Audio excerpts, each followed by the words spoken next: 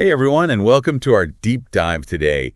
We're going to be exploring Dale Carnegie's How to Win Friends and Influence People. Oh, yeah, this book. This is a good one. It's jam-packed with timeless wisdom Absolutely. on navigating those tricky human relationships and boosting your influence. Yeah.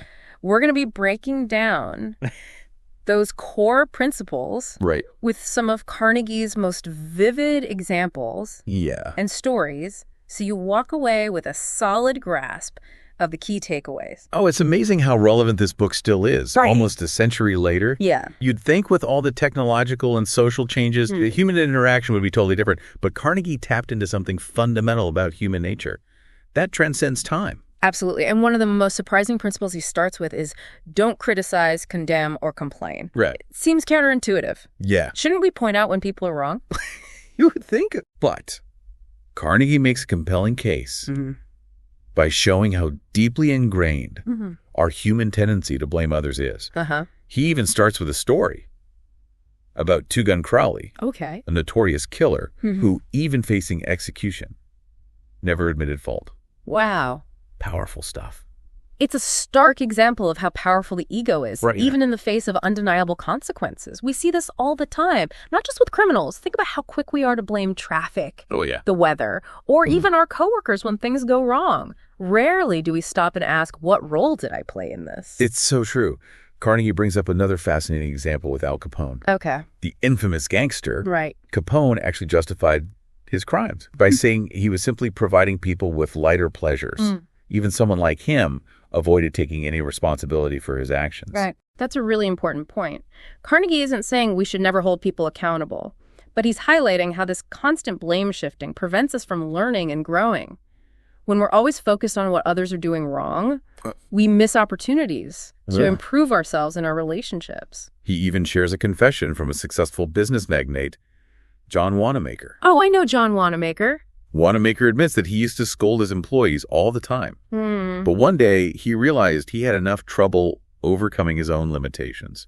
So why waste energy criticizing others? I love that story. It shows that even someone at the top of their game recognized the futility of criticism. And speaking of people in positions of power, Carnegie brings up the Teapot Dome scandal, a massive corruption case in the 1920s. Wow. Despite overwhelming evidence, the Secretary of the Interior refused to admit any wrongdoing, instead choosing to blame others and play the victim. These examples really highlight the pervasiveness of blame. It's almost like a default setting for human nature. Yeah. But is there another way?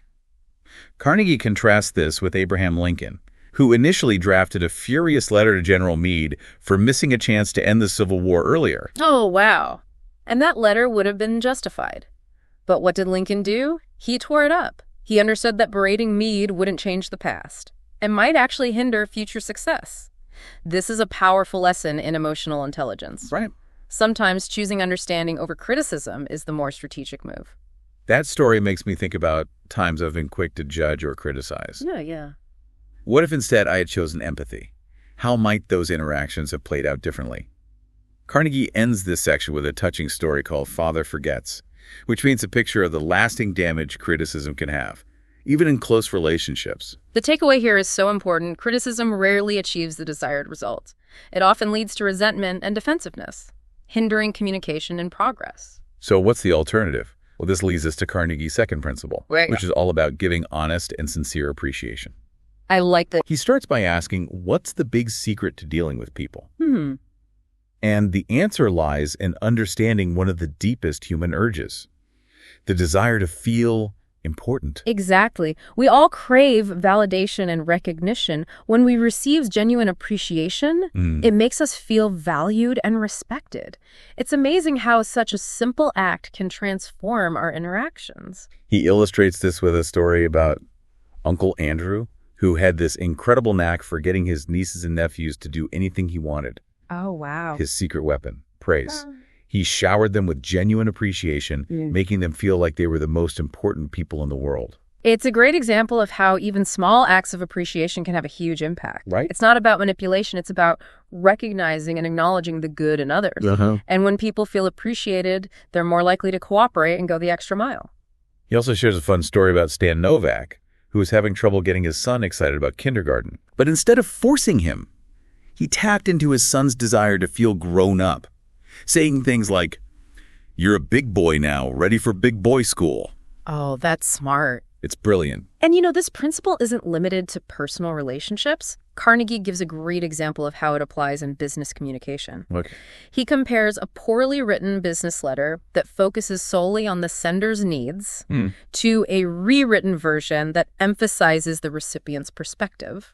and the difference is night and day. I bet. The revised letter is all about highlighting how the recipient will benefit, making them feel valued and understood. It all boils down to this: people are far more receptive to our requests and ideas when they feel appreciated and respected. Yeah. It's about building genuine connections and finding common ground, which ultimately benefits everyone involved. To drive this point home, he quotes Henry Ford, who said, "If there is any one secret of success, it lies in the ability to get the other person's point of view and see things from that person's angle as well as from your own." It's such a powerful quote. Imagine how different our interactions would be if we truly put ourselves in the other person's shoes. It's a game changer for sure. And speaking of success, Carnegie shares the story of Barbara Anderson, who landed a job by highlighting how her skills could help the bank achieve its goals. Oh, cool. She focused on what she could offer, making it clear how she would add value to their team. That's a great illustration of how understanding the other person's point of view can lead to mutually beneficial outcomes. And that's the key. Giving honest and sincere appreciation isn't about manipulation. It's about creating win-win situations. So how can we apply this in our own lives?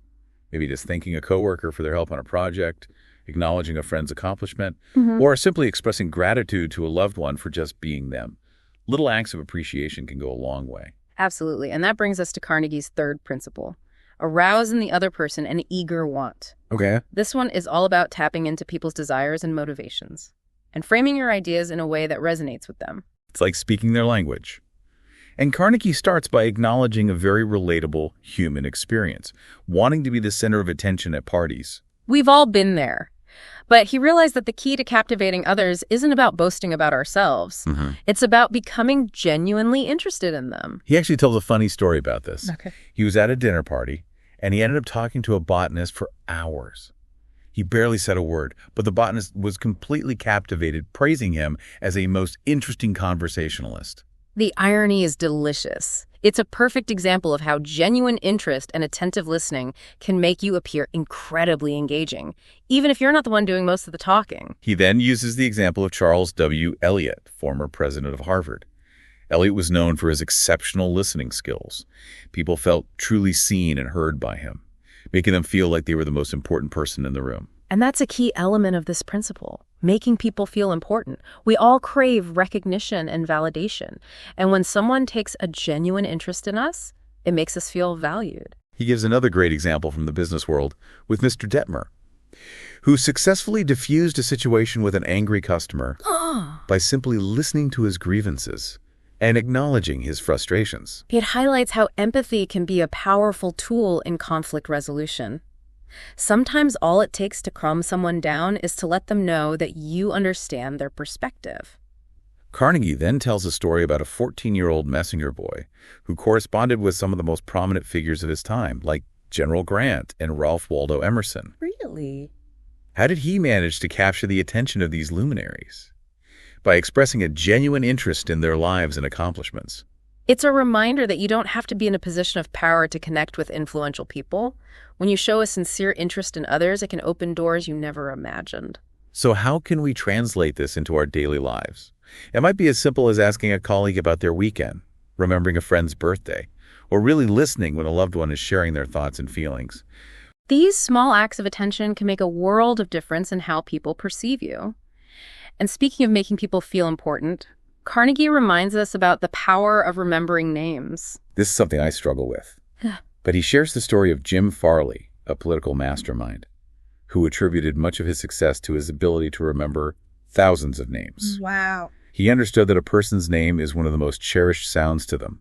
It's such a simple yet often overlooked gesture. Using someone's name shows respect and makes them feel valued. To wrap this up, he tells a funny anecdote about Ken Nottingham, who transformed his lunch experience simply by greeting the cafeteria worker by name. Okay. Just a simple "Hello, Eunice" made her day. and created a more positive interaction. It's a reminder that small gestures of recognition can have a ripple effect, and that's what this principle is all about, making people feel seen, heard, and valued. It's not about manipulation, it's about building genuine connections. So as you navigate your daily interactions, remember the power of genuine interest. Ask questions, listen attentively, and make people feel like their thoughts and experiences matter. You might be surprised by the positive impact it can have on your relationships and your ability to influence others. Now get ready for the next part of our deep dive, where we'll explore 4 more principles that will further enhance your understanding of human relations and equip you with even more tools to win friends and influence people. Welcome back to our deep dive into Dale Carnegie's How to Win Friends and Influence People. We've already uncovered some truly powerful principles about appreciating others and taking a genuine interest in them. Now we're moving into a section that might seem a bit counterintuitive at first. That's what makes Carnegie's work so fascinating. He often challenges conventional wisdom. This next set of principles is all about how to win people to your way of thinking.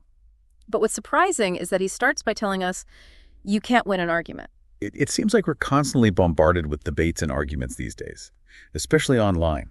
Is Carnegie suggesting we just avoid conflict altogether? He's not saying we should never stand up for what we believe in, but he makes a compelling case for why engaging in arguments is often a losing battle, even if you manage to win the debate. Okay. It comes down to this. Even if you logically dismantle someone's argument, you're likely to leave them feeling defeated and resentful. That makes sense. It's like that saying, a man convinced against his will is of the same opinion still. Yeah. You might score points in the debate, but you haven't truly won them over half. Carnegie highlights this with the story of Patrick J. O'Hare, a salesman who had a major shift in his approach after taking Carnegie's course. O'Hare was used to arguing with potential customers who had doubts about his product, but he learned that a more effective strategy was to agree with them and even highlight the strengths of their preferred choices. That seems so counterproductive. Wouldn't that just push the customer towards the competition? It's a brilliant psychological tactic. By avoiding confrontation and validating the customer's perspective, O'Hare disarmed their resistance and established himself as a trusted advisor. It's like taking the wind out of their sails. Instead of butting heads, you're creating a more open and receptive atmosphere for discussion. Exactly. And Carnegie shares a personal anecdote about this principle in action. He was once confronted by a park policeman who was about to give him a ticket for letting his dog run off leash. Instead of arguing, Carnegie agreed with the officer and even went further, jokingly suggesting that his dog might chase squirrels. So what happened? Did he still get a ticket? The policeman was completely disarmed by Carnegie's unexpected response. He ended up letting him off with a warning, and even suggested a spot where the dog could run freely. That's a perfect example of how agreeing with your adversary, even if you don't fully share their perspective, can diffuse tension and create a more cooperative environment. Reminds me of that saying, kill them with kindness. Sometimes a gentle approach can be more powerful than a forceful one. Carnegie then delves into the importance of admitting our mistakes. He tells a story about how he quickly diffused a tense situation with a tax inspector simply by acknowledging a minor error on his tax return. It's amazing how a simple act of humility can completely change the dynamic of an interaction. Instead of becoming defensive, he took ownership of the mistake, which shifted the inspector's attitude from adversarial to helpful. This principle applies not only to our personal interactions, but also to our professional lives. Carnegie tells a story about an architect who secured a lucrative contract by expressing genuine admiration for George Eastman's beautifully designed office. That's so interesting. So instead of showcasing his portfolio or trying to hard sell his services, he simply acknowledged Eastman's good taste. Exactly. By focusing on Eastman's perspective and showing appreciation for something he was clearly proud of, the architect created a bond that led to a successful business relationship. It's a reminder that sometimes the most effective way to influence others is to focus on their strengths and accomplishments. To wrap up this section, Carnegie quotes Benjamin Franklin, who said, "If you argue and rankle and contradict, you may achieve a victory sometimes, but it will be an empty victory because you will never get your opponent's goodwill." That's such a powerful quote. It reminds us that winning an argument often comes at the expense of damaging the relationship. Sometimes it's more important to preserve the relationship than to be right. Now let's move on to the 5th principle, which focuses on becoming a leader and changing people without arousing resentment. Carnegie starts by emphasizing that everyone, even the most brilliant minds, has weaknesses. He uses the example of Charles Steinmetz, a pioneering electrical engineer who, despite his genius, struggled in certain areas. It's comforting to know that even the most brilliant people have their flaws. Right. It's a reminder that we're all human and we shouldn't expect perfection from ourselves or others. This leads to Carnegie's next point, the importance of framing requests as questions rather than direct orders. That's a subtle but powerful shift in language. Instead of telling someone what to do, you're inviting them to participate in the decision-making process. Exactly. It gives people a sense of ownership and autonomy, making them more likely to cooperate. To illustrate this, Carnegie tells a story about a supervisor who was wrongly accused of wrongdoing and subsequently demoted. That's awful. It Yeah. sounds like he was treated unfairly. He was. And to make matters worse, the company handled the situation very poorly. They publicly reprimanded him, causing him to feel humiliated and betrayed. He ended up leaving the company demoralized and resentful. It's a stark example of how not to handle a sensitive situation. What could the company have done differently? Instead of publicly shaming him, they could have addressed the situation more discreetly, preserving his dignity and potentially salvaging the relationship. It's a good reminder that even when we need to deliver difficult feedback, we should always strive to do so with respect and empathy. Carnegie then shifts gears to the power of encouragement. He shares the story of Louisa May Alcott, who was initially reluctant to write for a particular publication because of the low pay. However, the editor cleverly persuaded her by appealing to her charitable nature, suggesting that her contribution would help support a worthy cause. That's brilliant. He understood her values and framed the request in a way that aligned with her desire to make a difference. This story highlights how understanding a person's motivations can be far more effective than simply offering a financial incentive. Sometimes people are driven by a sense of purpose or a desire to contribute to something bigger than themselves. It makes me think about how we can apply this in our own lives. Maybe it's asking a friend for help with a project by emphasizing how much their unique skills would benefit the team. Or perhaps it's getting your kids to do their chores by framing it as a way to contribute to the family. Exactly. It's about finding those deeper motivations and appealing to people's sense of purpose. Now I'm curious about Carnegie's next point, which is about dramatizing your ideas. This principle is all about using vivid imagery and storytelling to make your points more memorable and impactful.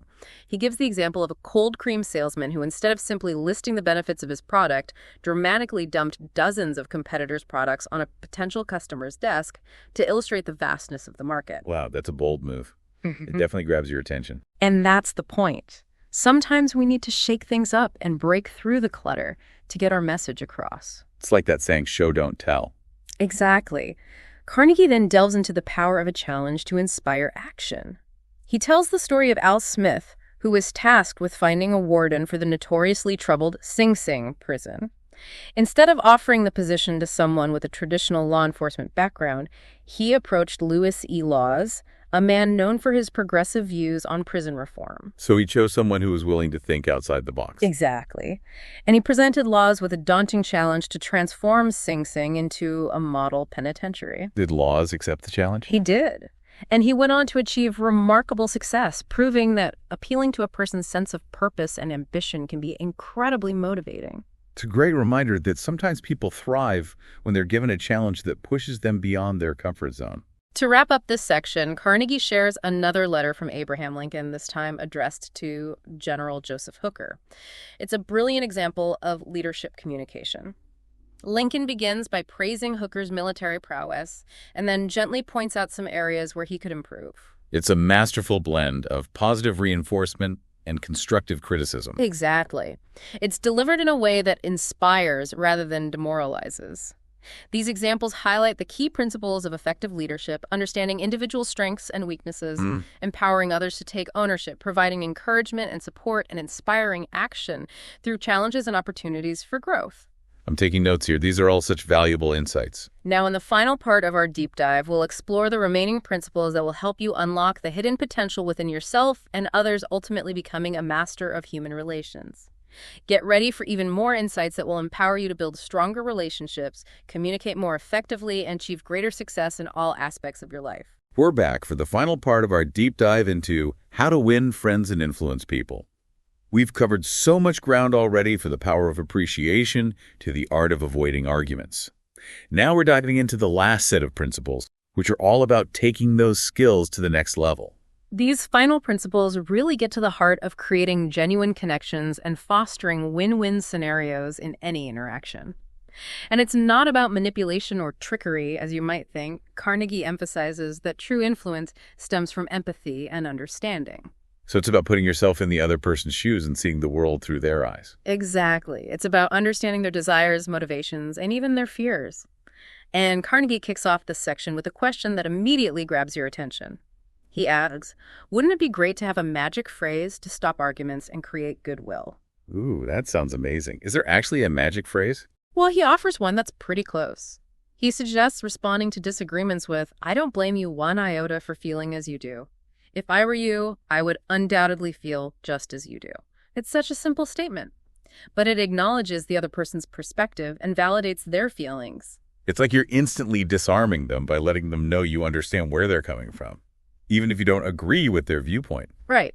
And to illustrate this, Carnegie shares a story about how he used this phrase to respond to a flood of angry letters he received after making a geographical error during a broadcast.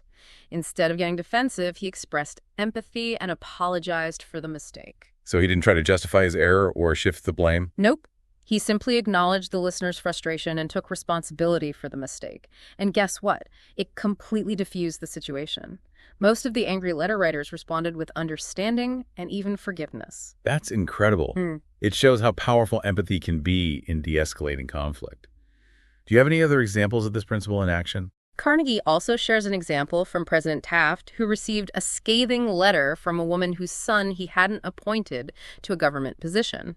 Instead of responding in anger, Taft wisely chose to wait a few days and then sent a polite and understanding letter. So he let the situation cool down before responding. Exactly. That delay allowed him to craft a more thoughtful response. And you know what? It worked. The woman was completely disarmed by Taft's understanding and ultimately calmed down. That's a great reminder that sometimes a delayed response is the most effective way to handle a charged situation. It prevents us from saying things we might regret later. Carnegie then moves on to the importance of appealing to nobler motives. He shares a story about John D. Rockefeller Jr., who, instead of demanding that photographers stop taking pictures of his children, appealed to their sense of compassion by reminding them that excessive publicity could be harmful to youngsters. So he didn't use his power or authority to get his way. He appealed to their better nature. Exactly, and it worked. The photographers respected his request. It's a brilliant example of how framing our requests in a way that aligns with people's values and principles can be far more persuasive than simply asserting our desires. That's like you're giving them a reason to want to do what you're asking. Yeah. Not because they have to, but because they believe it's the right thing to do. Carnegie then shares another great example from Cyrus H.K. Curtis, the founder of the Saturday Evening Post. In the early days, Curtis couldn't afford to pay top dollar to contributors, so he persuaded them to write for him by offering to donate their fees to their favorite causes. So he found a way to align his request with their desire to make a difference. Exactly. He understood that people are often motivated by more than just money, and by tapping into their altruistic impulses, he was able to achieve his goals. It's a reminder that we need to consider the whole person when we're trying to influence them. What are their values? What are their passions? What do they care about? Now let's talk about a principle that might seem a bit counterintuitive. Let the other person do a great deal of the talking. Wait, isn't the whole point of influencing people to convince them of your ideas? Why would you let them do most of the talking? It's about gathering information and understanding their perspective before you present your own. Carnegie illustrates this with a story about a young man who wanted to sell his services to a company. Instead of launching into a sales pitch, he asked the company representative to tell him about their needs and challenges. So he turned the tables and became the listener. Precisely. And by doing so, he gained valuable insights into the company's perspective and was ultimately able to tailor his pitch in a way that resonated with their specific needs. That's brilliant. It makes me think of that saying, seek first to understand, then to be understood. Exactly. Carnegie then circles back to the importance of making people feel important, sharing a few more anecdotes that highlight the power of recognition and praise.